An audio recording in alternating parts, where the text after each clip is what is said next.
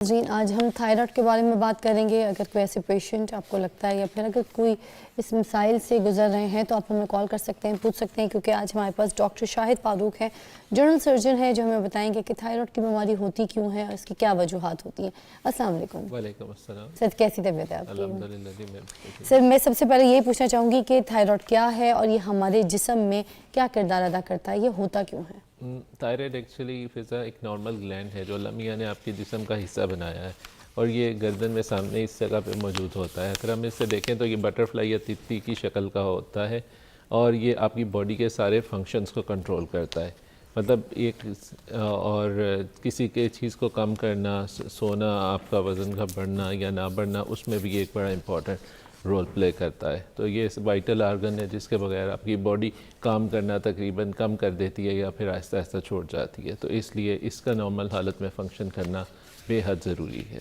Sir, thyroid में आवाज़ भी ख़राब होती है या फिर गला बैठा रहता है, गला सूजा रहता है, कोई ऐसे सिम्टम्स भी होते हैं? इसकी आमतौर पे जो अलामात हैं, गले में सोजिश बढ़ जाती है, सोजन हो जाती है। समटाइम्स आपने देखा होगा लोगों की गर्दन बिल्कुल फूली हुई है। सर, डबल चिन वाली जगह पे सूजन रहती है ज़्यादा या फिर? डबल चिन नहीं है, इसमें नीचे बिल्कुल एटलीस्ट इधर ये आपकी वॉइस बॉक्स है, इसके नीचे ये होता है। और अगर इस जगह पे यस। अच्छा।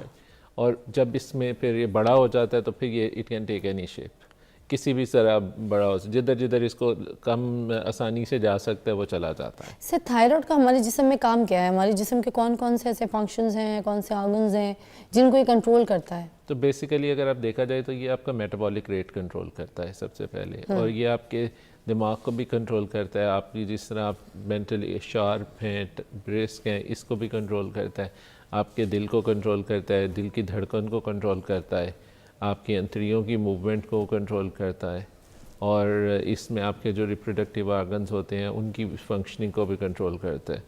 तो इसलिए ये तकरीबन आप देखा जाए तो ये सारे आर्गन्स जो हैं, दिमाग हो गया, दिल हो गया, अंतड़ियाँ हो गई, आपके जो ये रिप्रोडक्टिव आर्गन्स हैं, उन सारों की नॉर्मल फंक्शनिंग को कंट्रोल करता है। कोई मिनी दिमाग? क्योंकि हमें तो दिमाग का ही पता था कि वो सिग्नल देगा, दिमाग के ज़रिए सारे काम होंगे, बट मुझे लग रहा है ये भी कोई छोटा सा मिनी दिमाग है हमारे अंदर। इट्स नॉट एक्चुअली, आप इसको ब्रेन तो नहीं कह सकते, but it's part of vital organ है।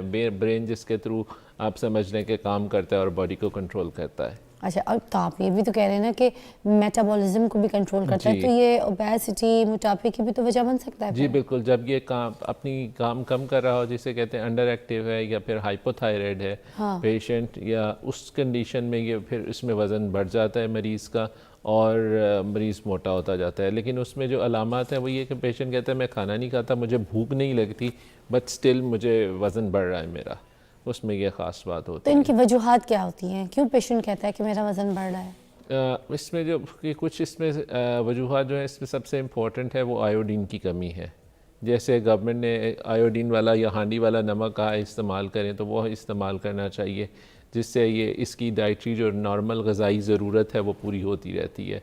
और जब आपकी ग़िज़ा में कमी होती है आयोडीन की, तो फिर इसमें ये काम करना कम कर देता है, और जिसकी वजह से फिर मोटापा और उससे रिलेटेड बीमारियां आती हैं। अच्छा, इसकी अलामात क्या क्या होती हैं?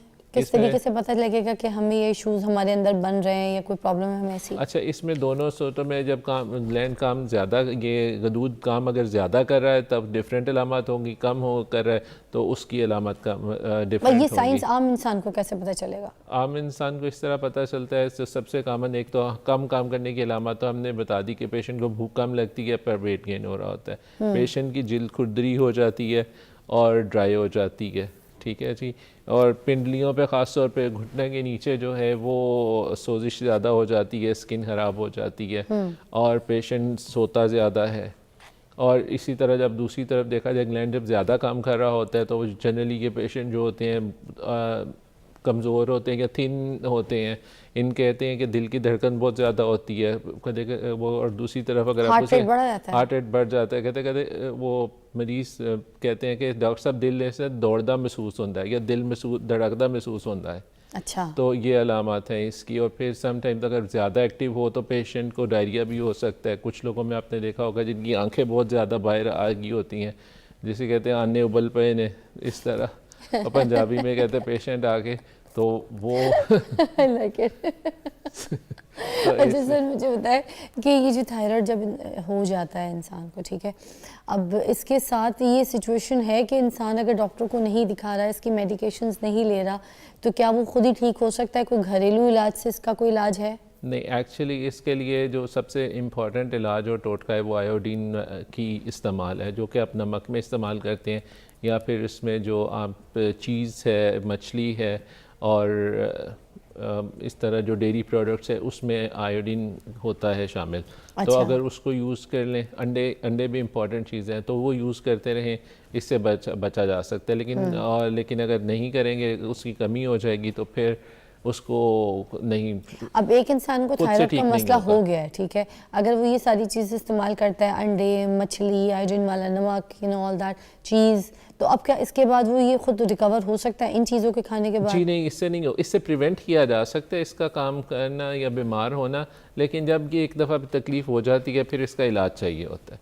चाहे वो अच्छा। मेडिकल इलाज करें, और मेडिकल इलाज अगर कामयाब नहीं हो रहा तो फिर समटाइम सर्जरी की तरफ भी जाना पड़ता है हमें। अच्छा, तो ये मेडिकल इलाज के कितने टाइम का पीरियड होता है, कितने टाइम की ट्रीटमेंट है इसकी? उसमें तकरीबन हम ये कहते हैं, अगर ग्लैंड ज़्यादा काम करे, जिसे हाइपरथायराइडिज्म कहते हैं, और उसकी तकरीबन उसको मेडिकल ट्रीटमेंट दे 2 साल के लिए मेडिकल ट्रीटमेंट अगर आपने रेगुलर ली है, जिसमें आपने कोई नागा नहीं किया और ठीक नहीं हो रहा, तो फिर patient is a candidate for surgery. अच्छा, और वो सर्जरी जो है वो इज इट सेफ या फिर? यस, इन सेफ हैंड्स या expert hand the surgery is तो वेरी। सर्जरी में करते क्या है?